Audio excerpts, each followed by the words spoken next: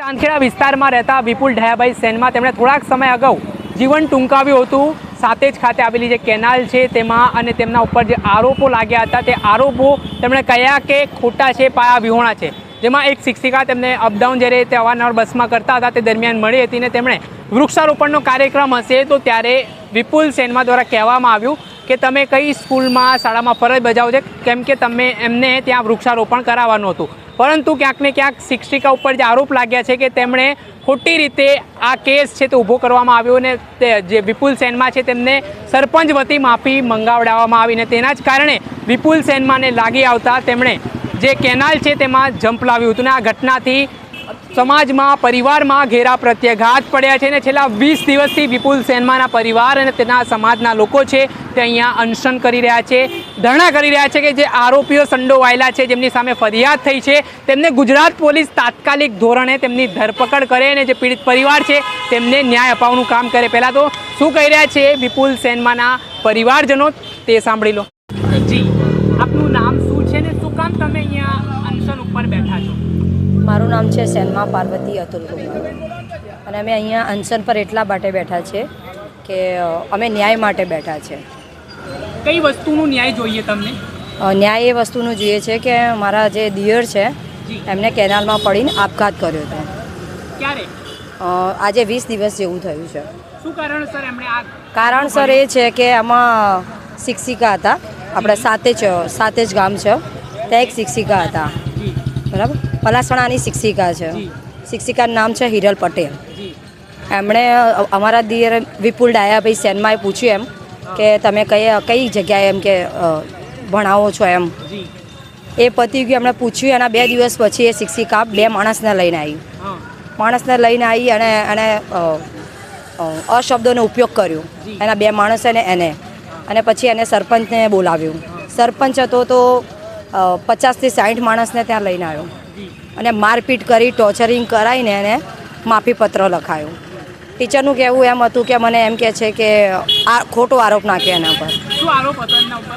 આરોપ એમ કહેતા હતા કે મને એમ કહે છે આઈ લાઈક યુ ને આઈ મિસ યુ, એવો આરોપ એનો હતો। ના, પુરાવો તો કોઈ પણ વસ્તુના નથી મળ્યા। એનું કારણ છે કે આરોપી હતા ને એના કારણે એ લોકો જતા રહ્યા, હજુ સુધી હાજર નહીં થયા, 20 દિવસ થયા। પોલીસ તરફથી અમને કોઈ પણ કાર્યવાહી જોવા મળતી નથી, હજુ સુધી આરોપીને હાજર કર્યા નથી। ફરિયાદ નોંધાઈ છે? તમે? ફરિયાદ નોંધાઈ ગઈ છે, અમે સાતેજમાં અમે ફરિયાદ કરી હતી, પછી અહીંયા ગાંધીનગર પોલીસ છે પીઆઈ, એમના જોડે અમે ગયા હતા, પણ અમને ત્યાંથી કંઈ પણ રિસ્પોન્સ મળતો નથી અને આરોપીને હાજર આ લોકો કરતા નથી। પોલીસ પ્રશાસન શું કહે છે તમને, શું જવાબ આપે છે? એ લોકોના તો બહુ ઘણા જવાબ છે। કઈ રીતના જવાબ? જવાબ એવા છે કે એમ કે છે કે અમે એમના ફેમિલીને લાઈન બેસાડ્યા છે આટલા દિવસથી, પણ અમને એવો કોઈ પ્રૂફ મળતું જ નથી ત્યાંથી। અમે કીધું હતું કે તમે 5 દિવસથી લાવ્યા, 10 દિવસથી લાવ્યા, પણ અમને એનું પ્રૂફ તો જોઈએ ને, પ્રૂફ અમને મળતું નથી અને પોલીસ તરફથી બી અમને ન્યાય મળતો નથી। આટલો મોટો વિડીયો બનાવ્યો છે, પ્રૂફ એ વાત કરી રહ્યા છે કે આમના કારણે આ પગલું ભરી રહ્યો છું, પોલીસને પ્રૂફ નથી લાગતો? પોલીસને પ્રૂફ લાગે છે પણ પોલીસ પકડતી નથી એ લોકોને। હવે શાના કારણે દબાઈ ગઈ છે એ ખ્યાલ આવતો નથી, તૂટી ગઈ છે, જોડાઈ ગઈ છે અને વેચાઈ ગઈ છે પોલીસ। તમે આરોપ લગાવી રહ્યા છો કે? ના, અમે આરોપ સમજો કે જે સમજો, કેમ કે પોલીસ 20 દિવસ થઈ ગયા, હજુ સુધી આરોપી શિક્ષિકા હિરલ પટેલ અને સરપંચ અત્યાર સુધી હાજર કરી શકતા નથી। એ લોકો પોલીસ ના કરી શકે એટલે પછી ત્યાં વાત પતી જાય। તમે તમારા કોઈ સમાજના આગેવાન લીડરને આ વાત કરી કે આવું?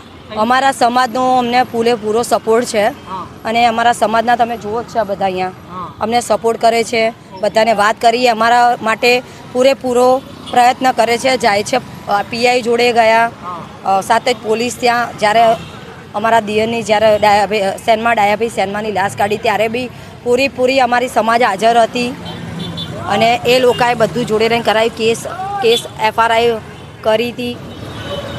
ધરણા અમારે એટલા માટે કરવા પડે છે, વારંવાર અમારા સાથે દૂરવર્તીવાળો વ્યવહાર અને ખરેખર અમારા સમાજને ન્યાય નથી મળતો અને અમારા જે બનાવ બન્યો છે 16 તારીખનો છે, છતાં બી વારંવાર અમારા પીઆઈથી માંડીને એસપીથી માંડીને ગૃહમંત્રી સુધીનું જે પણ અમે અમારા કાર્યો કરવા પડ્યા, ધરણા કરવા પડ્યા, એમને આવેદન આપવા પડ્યા, કલેક્ટર સુધી પણ આવેદન આપ્યા છે, છતાં બી ન્યાય નથી મળતો. એના કારણથી ધરણા કરવા પડ્યા. અચ્છા, શું ઘટના શું હતી? શું કામ ન્યાયની માંગ તમે કરી રહ્યા છો? ન્યાયની માંગ એટલા માટે કરી રહ્યા છીએ કે ખોટા અવ્યાજબી રીતે અમારા છોકરાને ભરમાઈ બળજબરીપૂર્વક જેને કહેવાય કે એમને મરવાનો પ્રયાસ કરાવવા માટે અમે આ ધરણા કરી રહ્યા છીએ. અચ્છા, કોણ છે આરોપીઓ? રાજકીય કનેક્શન ધરાવે છે? આ રાજકીય કનેક્શન ધરાવે છે.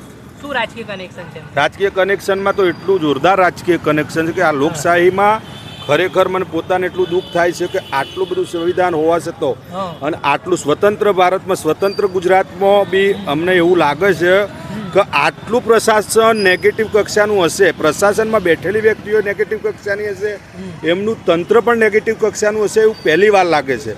અમે તો એટલા સુધીની માંગ કરીએ કે એક માનો એક છોકરો, એક ભાઈનો એક ભાઈ, એક બહેનનો એક ભાઈ, એ આટલો એક છોકરો એક્સપાયર્ડ રીતે થઈ ગયેલો હોય, 16 તારીખનો જો બનાવ હોય, છતાં બી આ પ્રશાસન તો નહીં પણ આ સરકારને બી અમારી કોઈ રીતે કંઈ પડી ના હોય એ રીતેનું અમારું ધરણા પ્રોગ્રામ ચાલુ, છતાં બી અમારી કોઈ અત્યારે માંગ નથી, અમારી જગ્યાએ કોઈ ન્યાય નથી.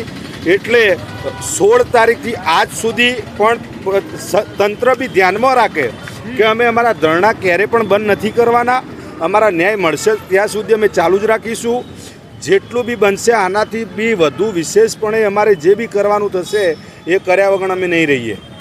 તો હવે ગુજરાતમાં ન્યાય મેળવવા માટે શું હવે આંદોલનો કરવા પડે, ધરણા પ્રદર્શન કરવા પડે એવી સ્થિતિ છે? કેમ કે કરવા પડ્યા નથી, કરીએ જ છીએ. અમે તો અમારી ન્યાયની માંગ જ કરી રહ્યા છીએ, પણ અમને પહેલી વાર એવું લાગે છે કે ખરેખર એક મોત સાથે પણ પોલિટિકલ હોય, એક મોત સાથે પણ તંત્ર જોડાયેલું હોય. હતા વિપુલ સેનમાના પરિવારજનો, જેમાં જે આપણે સાંભળ્યા કે તેમના દ્વારા જે આખી ઘટના બની છે તે ઘટનામાં પોલીસ સામે પણ ગંભીર આરોપો લગાવવામાં આવ્યા છે. પોલીસ હાલ જે તપાસ કરી રહી છે તે મંથર ગતિએ ચાલી રહી છે તે પ્રકારનું પણ તેમનું કહેવું છે, આરોપ છે. તેના જ કારણે અનેક પ્રકારની ચર્ચાઓ ચાલી રહી છે. જે રાવત સમાજના લોકો છે તે અહીંયા અનશન કરી રહ્યા છે. તેમની માંગ છે કે તમામ લોકો માટે બંધારણીય રીતે જે ન્યાય માંગવાનો અધિકાર હોય, ગમે તેટલા ચમરબંધી આરોપી હોય, તેમને જે પ્રાવધાનમાં લખેલું હોય કે જેણે ગુનો કર્યો હશે તેને સજા મળશે, પરંતુ હાલ જે તેમની સાથે વ્યવહાર થઈ રહ્યો છે તે વ્યવહારને લઈને તેમનામાં રોષ જોવા મળી રહ્યો છે. જ્યાં સુધી આરોપીઓ નહીં પકડાય ત્યાં સુધી આ આંદોલન, આ ધરણા યથાવત રાખવાની વાત પણ હાલ વિપુલ સેનમાના પરિવાર તરફથી કરવામાં આવી છે.